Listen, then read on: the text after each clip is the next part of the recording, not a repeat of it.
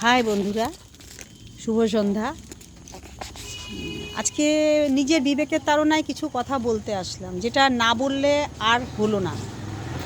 আগামীকাল 29শে এপ্রিল আমাদের শেষ দফা নির্বাচন, যেখান থেকে আমাদের রাজ্য প্রশাসন ঠিক হবে যে কে পরবর্তীতে আমাদের রাজ্যটা চালাবে। কিন্তু এর সঙ্গে আজকে আমার মনে হয় অনেক কিছু জড়িত রয়েছে। যেই আসুক ক্ষমতায়, জানি না আপনারা কাকে নির্বাচিত করে নিয়ে আসবেন, কাকে চান, কিন্তু কিন্তু বিষয়টা হচ্ছে, মানে একটা জিনিসই আমাকে ভীষণভাবে নাড়া দিয়েছিল 2024 সালের 25শে এই 9 মে, যে মেয়েটিকে একটা আমরা একটা সমাজে একটা রত্ন পেয়েছিলাম, তাকে আমরা রক্ষা করতে পারিনি, তাকে চলে যেতে হলো আমাদের সবাইকে ছেড়ে। খুব নৃশংসভাবে তাকে মেরে করলো। যাই হোক, সে বিচার পেল না।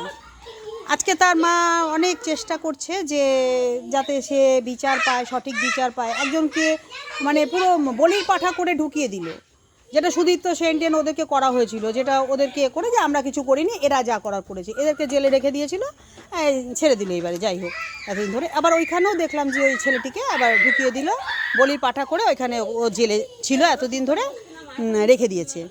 কিন্তু মার লাভটা কী হলো? যারা সত্যিকারের এর সঙ্গে জড়িত, সন্দীপ ঘোষ যারা রয়েছে তাদের সঙ্গে, সুদীপ্ত রায়, ডক্টর, তাদের কি হলো? মা আজকে মাকে যা তা বলছে। মার অপরাধ কি? মা একটা ইলেকশানে দাঁড়িয়েছে, নির্বাচনে দাঁড়িয়েছে মা করার জন্য, তার মেয়ের বিচার পাওয়ার জন্য। তা একটা নৌকা যখন ডুবে যায় তখন কিন্তু সে ভাবে না যে ওই খড়কুটোটা কি আমাকে বাঁচাতে পারবে, কিন্তু সে কিন্তু ওই খড়কুটোটা আঁকড়ে ধরার চেষ্টা করে যে আমাকে ওইটা নিয়েই আমাকে বাঁচাবে।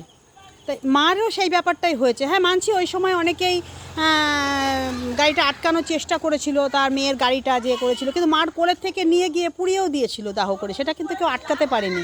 আমরাও রাত জেগেছিলাম, আমরাও করেছিলাম, কিন্তু এখন খুব কষ্ট লাগছে। মানে মায়ের যে মুখটা, সেই সময় মায়ের সঙ্গে যে অভয়ার যে ছবি, সেই যে মায়ের যে মূর্তি, আর এখনকার মায়ের যে মূর্তি, মানে ভাবা যাচ্ছে না। মানে তার মুখের দিকে তাকাতে পারছি না।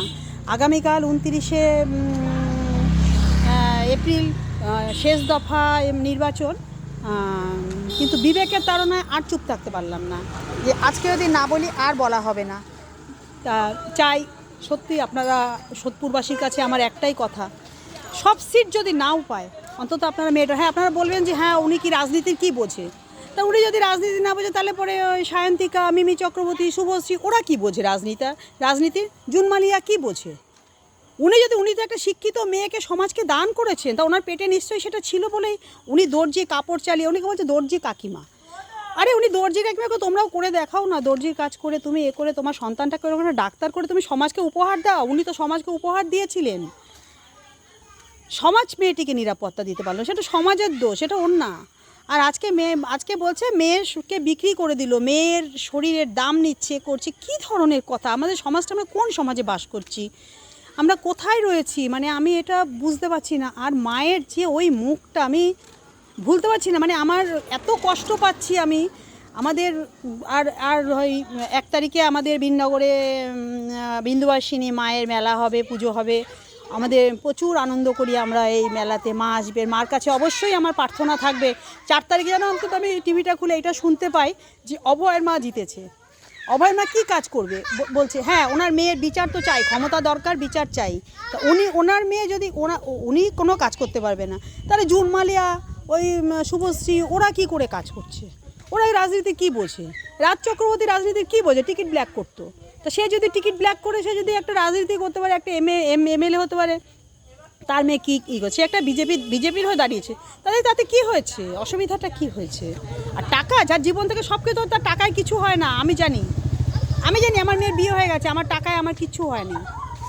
টাকায় কি হবে? টাকায় কিচ্ছু হবে না, টাকায় কিছু হবে না। সে তার মেয়ের মা ডাকটা শুনতে হবে না, মার এই মুখটা সে পাবে না, মেয়ের মুখটা সে দেখতে পাচ্ছে না। আর তার যে কষ্টটা, সেটা আমরা বুঝতে পারছি, কারণ আমরা মা।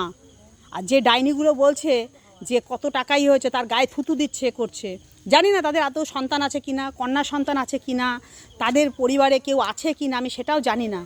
কিন্তু যেন অভয়া বিচার পায়। আর ওই দিন যদি 294টা সিটের মধ্যে একটা সিটও যদি বিজেপি জেতে, সেই সিটটা যেন জেতে।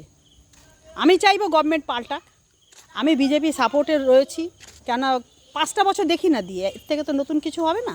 5টা বছর দেখা যাক দিয়ে কি হয়, খারাপ তো এর থেকে কিছু হবে না। তা আমার সর্বন্তকরণ অনুরোধ যে সবাই অন্তত বিষয়টা দেখবেন, যে যেন অভয়ের মা জয়ী হয়। অন্তত অভয়ের মার মুখটা দেখুন একবার, কি অবস্থায় রয়েছে অভয়ের মা। সে কিন্তু পেটে ভাতের জন্য, সে কিন্তু খাবে, দুটো গয়না বানাবে, দুটো ভালো শাড়ি পরবে, সেই জন্য কিন্তু নয়। সে সিঙ্গাপুর যাবে, বালি যাবে, পাটায়া যাবে, পয়সা খরচা করবে, বাড়ি করবে, বাংলো করবে, গাড়ি করবে। সে সেই জন্য ভোটে দাঁড়ায়নি। সে আজকে দাঁড়িয়েছে তার সন্তানের জন্য, সন্তান যাতে বিচার পায়, ওই সন্দীপ ঘোষের যেন বিচার হয়, সেই জন্য সে দাঁড়িয়েছে। তা আমি সবার কাছে নমস্কার জানিয়ে একটাই আমি আবেদন করব আজকের দিনে, যেন অভয়ের মা সত্যিই বিচার পায় এবং যেন জিতে আসতে পারে। নমস্কার।